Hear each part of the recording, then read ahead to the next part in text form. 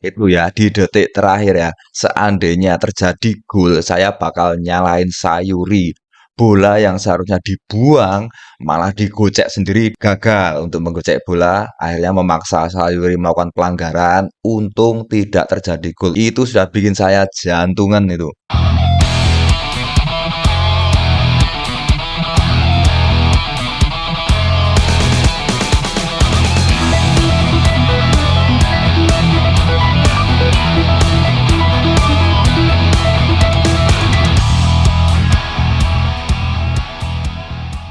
Ya, selamat datang di channel Sepak Bola Tarkam. Kembali kita ngobrol bola secara santai dari sisi kita sebagai supporter.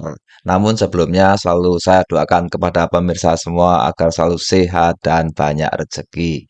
Amin. Indonesia akhirnya meraih 3 poin, menang mengalahkan Vietnam dengan skor 1-0 lewat gol sematawayang penalti Asnawi. Golnya bisa menipu kiper Vietnam, nggak keras memang, tapi bisa mengecoh. Seandainya tembakan dari Asnawi tadi bisa terbaca oleh kiper Vietnam, tentunya kiper Vietnam akan dengan mudah mengantisipasi bola atau menangkap bolanya. Untungnya kipernya meleset, makanya kan. Jadi itu gol yang menurut saya sedikit untung-untungan antara kanan atau kiri. Beda kalau melakukan tembakan penalti dengan sangat keras di pojok gitu kan.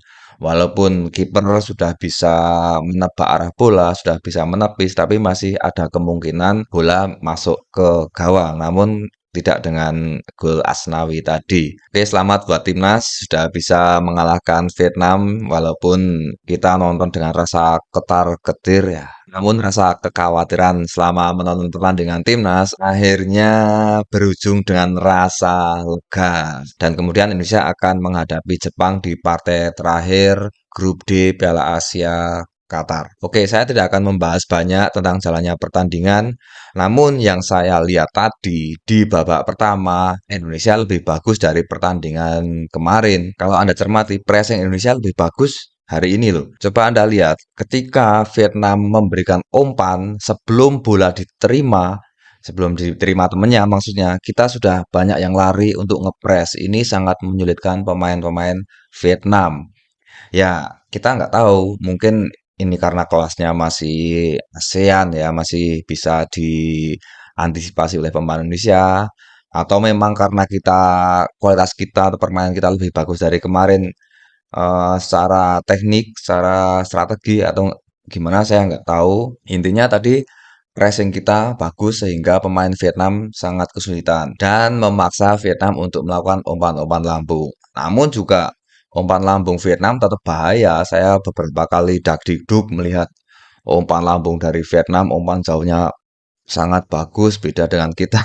Umpan lambungnya ya kayak gitu, Anda bisa menilai sendiri. Namun intinya di babak pertama Indonesia bermain bagus walaupun dalam hal penyerangan kita masih ya sedikit kurang lah menurut saya. Maksudnya itu masih kurang bisa menggigit, kurang bisa menusuk. Mungkin Anda bisa menghitung berapa kali serangan timnas yang membahayakan gawang Vietnam atau berapa kali peluang besar yang didapatkan Indonesia melawan Vietnam tadi di babak pertama. Coba ada hitung ada berapa, mungkin bisa dihitung dengan jari mungkin. Atau mungkin nggak ada. Karena pertahanan Vietnam juga sangat bagus. Mereka disiplin dalam menjaga areanya, mereka disiplin dalam menjaga pemain-pemain kita, mengepres pemain kita, sehingga pemain kita sangat kesulitan untuk menembus pertahanan Vietnam.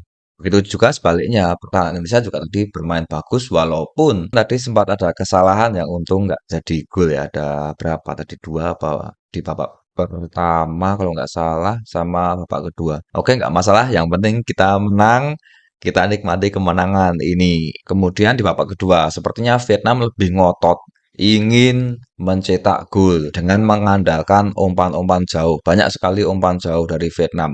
Sepertinya mereka sudah membaca kelemahan pemain kita. Kita selalu kedodoran dalam mengantisipasi umpan lambung dan second ball kita juga sering kalah. Ketika kita duel udara, ada second ball, akhirnya ketangkep Vietnam lagi. Kita sering kalah dalam second ball.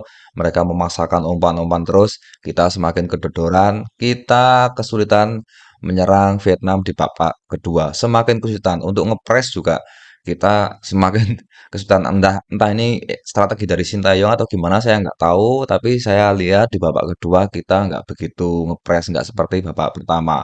Sangat berbahaya. Di babak kedua sangat bikin dagdikduk. Kemudian pada menit ke-80 kalau nggak salah ya, ketika Vietnam mendapatkan kartu merah, itu sebenarnya saya nggak terus santai-santai gitu, nggak. Justru malah dagdikduk lagi karena mereka semakin berpikir, ah kemarin saya sudah kalah, kemarin Vietnam sudah kalah. Jadi kalau lawan Indonesia kalah lagi, kalah 0-10 kan enggak masalah, yang penting nyerang lagi, nyerang dulu. Mereka seakan nggak punya rasa takut.